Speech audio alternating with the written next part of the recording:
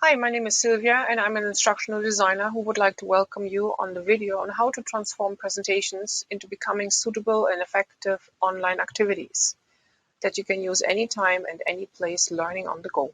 Have you ever seen presentations like this? Overloaded with the smallest of details, or complicated to a point that makes you feel you need a degree to understand them?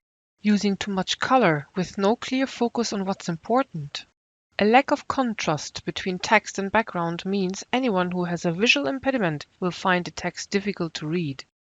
Have you ever left a presentation and felt overwhelmed with the amount of information that was presented? Overloaded and poorly designed presentations will leave the viewer with a feeling of confusion. You will lose the attention of your audience and they may not remember what you have told them. This needs to change. We need to make sure that our audience is engaged and they are learning from our presentations while keeping in mind that you, the presenter, may not necessarily be there to answer any questions. So here's how we are going to do it. We are going to look at 3 ways to make your content more digitally friendly and keep the learners' focus, improve understanding, and increase retention. Here's my first tip.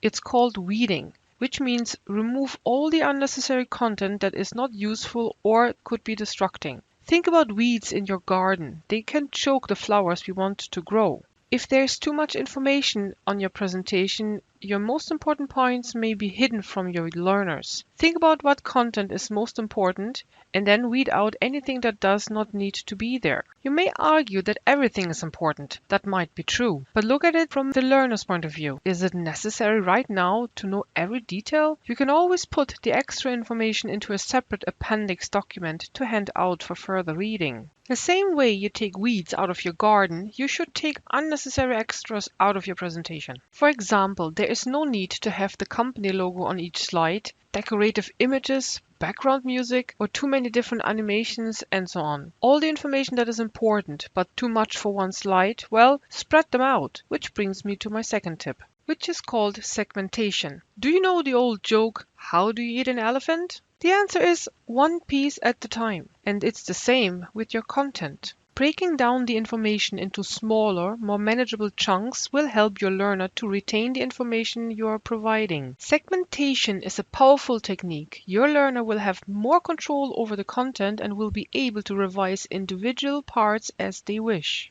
My third and final tip is synchronizing. If you're using visuals, written text, and narration, make sure they are not delayed. The way it's presented now with a delay will make it feel more difficult to follow. The media needs to be aligned. This will enhance comprehension because the learner can read the header or bullet points, listen to the explanation while looking at the graphics. Try to avoid just reading out the text which is on the screen. Your audience can do that for themselves. Your audio should add to the presentation and engage the viewers. Let's review what we have just seen. My 3 tips are weeding, segmentation, and synchronization. Using these techniques will enhance your content and engage your audience. Also remember that your content needs to be clear, concise, and easy to follow, especially without an instructor present.